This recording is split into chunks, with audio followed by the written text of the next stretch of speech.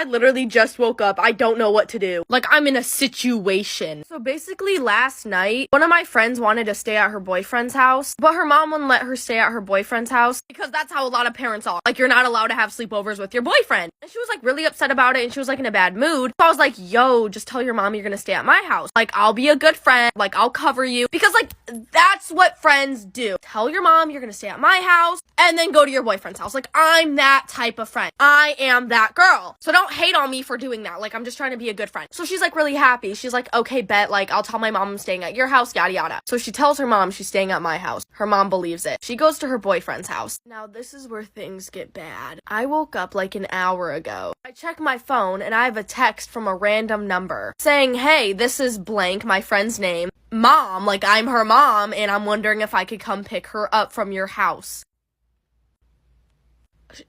She's not even here. I'm like, shoot, I don't know what to do. So obviously I start calling my friend, like, what do I say? My friend's not answering. I'm assuming she was asleep. So I'm like, bro, what do I do? So out of like pure instinct, because I like don't know what to say, I say, no, it's fine, I'll drop her off. And this woman responds in like 2 seconds saying, no, it's fine, I'm already on my way. Because she like knows where I live. Like, she's picked my friend up from my house before. Like, we hang out all the time. And she's on the way to my house to pick her up. She's not at my house. She texted me that like 10 minutes ago. So she's like on her way to my house right now to pick.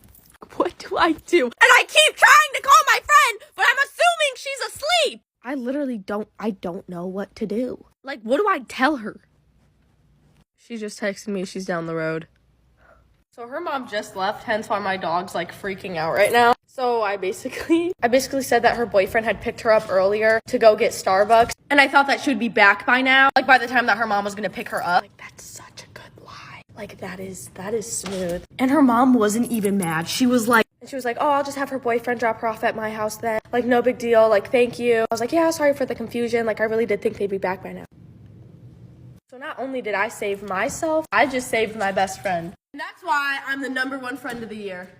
I just saved her. She would have gotten grounded for so long. I just saved her. And don't even worry about her mom seeing this TikTok. She doesn't have TikTok. She doesn't have social media. So, y'all, my dad went through my room. I'm literally in so much trouble. So basically last night, I needed to use my dad's phone charger, but I fell asleep without giving him back his phone charger. So this morning he woke up and he was like, oh, let me go get my phone charger out of Kayla's room. Well, when he went into my room to look for his charger, he decided to not only grab his charger, but to search my entire freaking room. Now, I'm not hiding anything. I have nothing to hide except for, in my closet, I have some personal items, mainly being a box of C's. You know, kind of sounds like the word condiments, if you know what I mean. They're in my closet. Well, I'm guessing my dad saw them because when I woke up this morning, my closet was wide open, which it never is when I go to bed, and my box of condiments is gone. It's also 11:24 in the morning. My dad hasn't called me at all this morning, meaning that he's very mad at me. I'm about to be in a lot of trouble. I'm so not ready for this talk with my dad. Oh my god. My dad.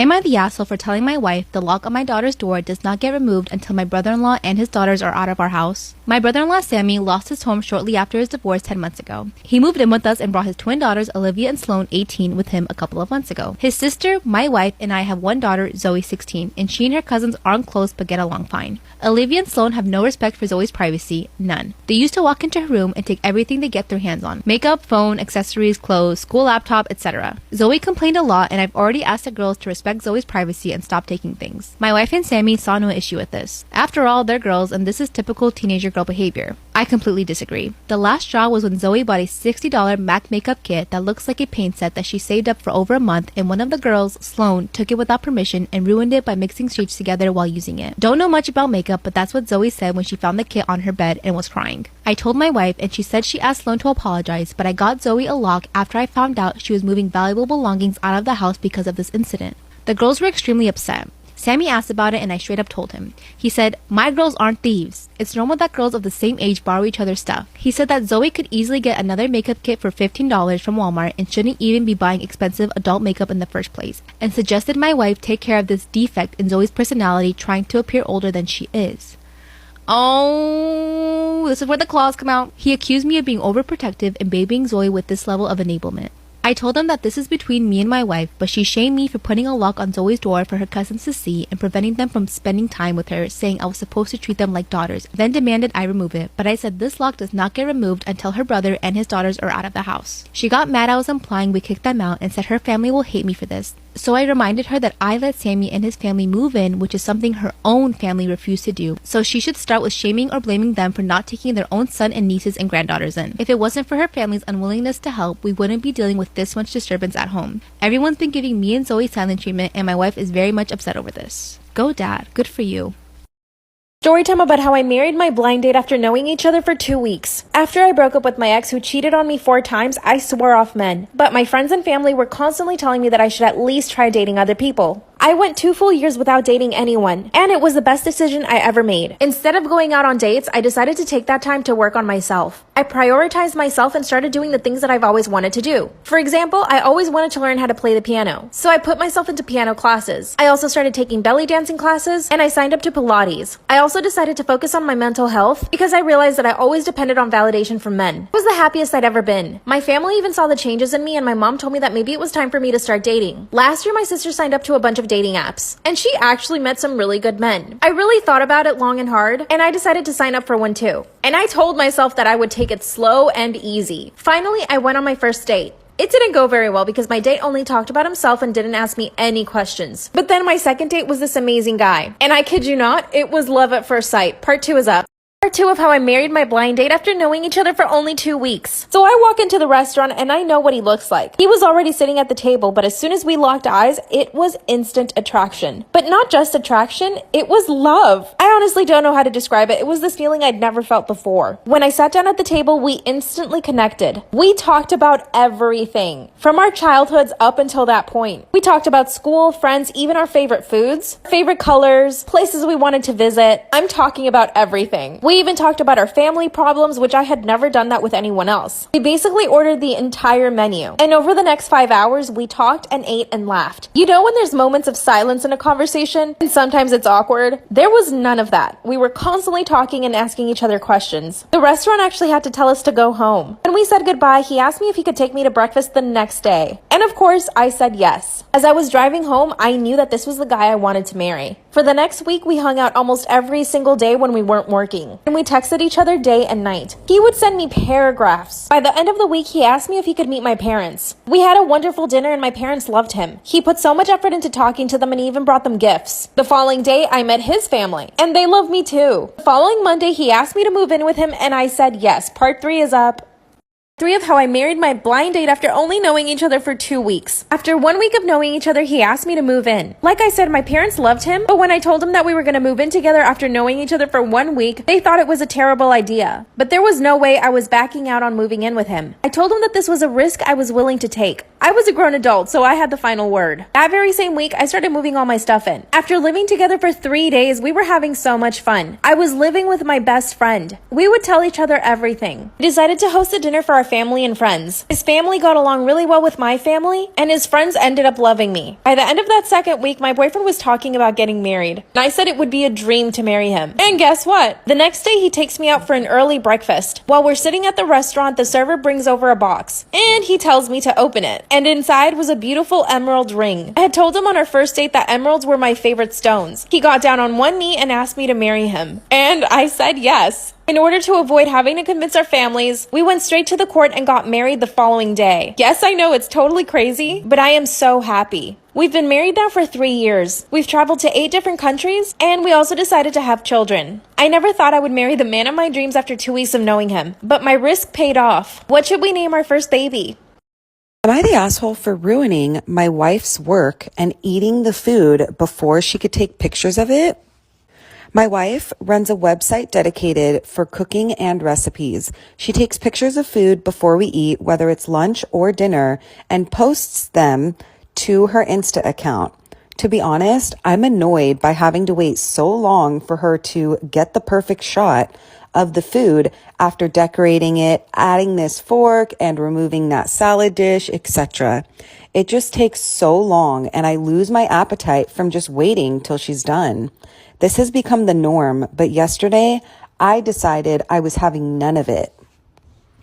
I came home and found that she had cooked an entire feast as her quote unquote next cooking project and put it on the table. Note that by looking at the whole table setting, I figured pictures had already been taken, right? But no, she said she was going to take a few pictures and I had to wait. She went upstairs to get her camera. That is when I grabbed the spoon and started filling my plate from every dish she made and quote unquote ruining the look as a result. I was hungry and unwilling to wait around for 10 plus minutes to eat. She came downstairs, saw the damage, and blew up, almost crying, saying that I just ruined her cooking project that she worked hours for, as well as putting efforts into. I said I was hungry and couldn't wait, but she kept yelling how much of an obnoxious jerk I was for not waiting till she took the pictures of the dishes she made. Even said that this was an attempt of me to sabotage her success. I said, "Oh, please, enough with these conspiracy theories. I'm just hungry and couldn't wait till she got the perfect shot." We had a big argument and she went upstairs crying. I finished my food, then I went out to cool off for a bit. When I returned, she had threatened that she'll never have me eat anything she cooks and said she'd rather throw it in the garbage than give it to an ungrateful, obnoxious jerk like me.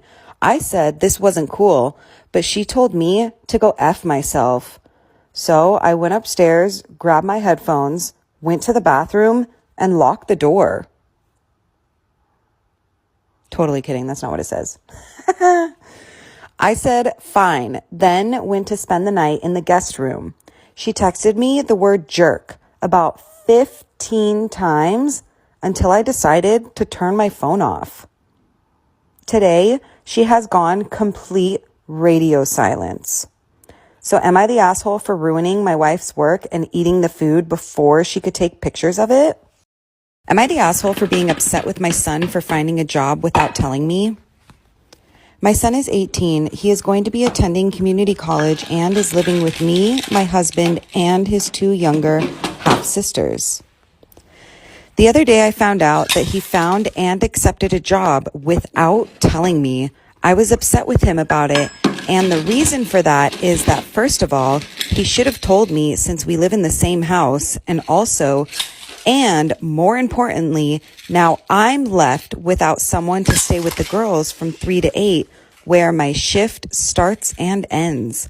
My son is usually the one to stay home with the girls, and his new job is during these hours. So one way or another, we are impacted. He told me his friend found him this job and it just happened, but I don't think it did because he knew he had to give up staying with his sisters while I work. My husband travels most of the time. He's a pilot, and paid childcare is a no for me. My son said I shouldn't be surprised by him trying to work to save money to be able to pay for himself, but that is just absurd since he literally lives with us without having to pay for anything except for his own entertainment. He said he needed the job and he wasn't realistically going to stay and watch his sisters for days on end, especially since he doesn't get paid for it. We kept arguing and my husband got involved and he too was upset, saying that my son had no respect for us. My son basically had a like it or not attitude with us and kept refusing to discuss this with us, saying we have no right to be upset with him and should just accept it.